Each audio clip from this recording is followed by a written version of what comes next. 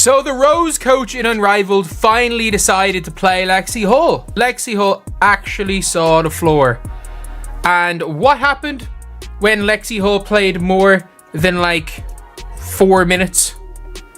Oh, the Rose win, first of all. Hull goes 8 for 11 from the field and has 19 points, 3 assists, and 3 boards. 19, 3, and 3. She was the top scorer. Hull's really stepping up because she barely played those first 2 games. And I do think with her barely playing those first 2 games, I don't think she did anything wrong. Like I even said at the time where I'm like, it's literally just the style of play their coach is trying to play. Imagine going from Christy Sides coaching where she doesn't really want to play you, and no matter what you do on the court, it doesn't matter because your coach doesn't want to play you, and then eventually your coach figures it out and starts you and plays you 30 minutes a game in your team. And it was all within like the flow of whatever offense you run in Unrivaled. And also, she's obviously a really freaking good defender. Melissa Thomas, so like the points that are like the point guards that are doing really well, or the point forward type things that are doing well in this, aren't really pick and roll players. It's the ones that are sharing the rock and hitting cutters, hitting like 3-point players. Like it's not about the pick and roll. It's not as important in 3-on-3. Especially when you can push the floor and you can run. And athleticism is Lexie Hull is going to have I think she's going to have a solid Unrivaled. And thankfully, she's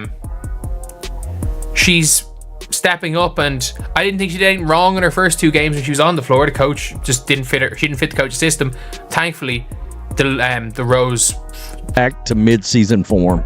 She really is.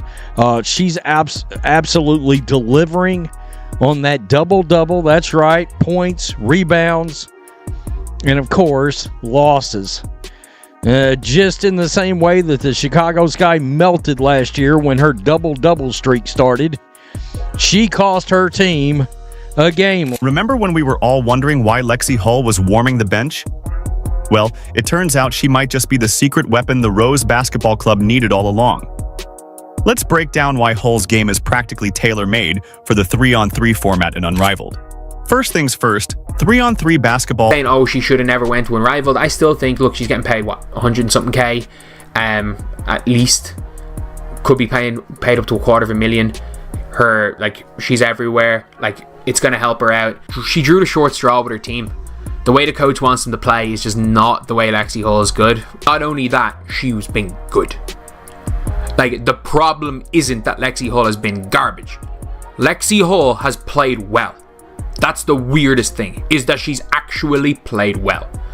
There is one issue with Lexie Hull, which is why I think she's not playing, but I think she has actually played well.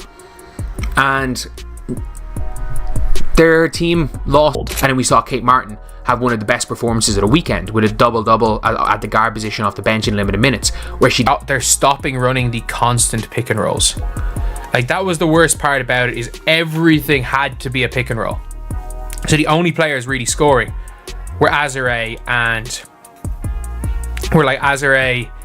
Angel got some shots in, and that was really it. Oh, a brick from Chelsea Gray, an offensive rebounder and Vandersloot. Like, it's all from hustle plays. It's all from cutting, spotting up. A cut, Chelsea Gray hits her. Like, it's the off-ball movement that was really nice. Lexie Hull posting up Courtney Vandersloot. I stand by this. I thought at the start Courtney Vandersloot was going to be the worst player in Unrivaled. She's not. Vandersloot is very, very poor. Like, Courtney Vandersloot, she shoots it off the dribble. Bang. And then again, she goes and cuts on Vandersloot. Courtney Vandersloot, dear Lord. Like, then she's being guarded by Alia Edwards with the post fade. Like, Lexie Hull was doing a little bit of everything, but a lot of it was just her off-ball movement. A good screen by Brittany Sykes, and then just as far as her cutting, it was just cuts, hustle plays, and she was just doing a lot of the little things. Like, she didn't do anything crazy other than, like, she made one or two decent drives. She made she made a really good cut. Like, she made a really, really good cut. She made really good cuts. And that's really it. Like, it just shows how much off the ball movement. Like a terrible, lot more off the ball work. She's doing a lot more cutting, and she's doing a lot of positive, really positive things for the team. And with her defense, I think it's hard. It'd be hard to not give her a look in. Or at least whether you don't want to give her more of a look in, or these are the type of minutes you want to give her. I think it's hard to give her as few minutes as you did initially. Oh yeah, not a good day at the office for Ace, but like, I think it's got to the stage now for the Rose where, even though, look, I don't think in the first 2 games Angel Reese was that bad. I don't think she was brilliant. But it's now got to the stage where you have to start Azurá Stevens. Like, there's no question about it. Like, you have to start Azurá. Because Angel Reese, 2 of 6 from the field. She had as many fouls as points. 3 turnovers to 1 assist. Lost.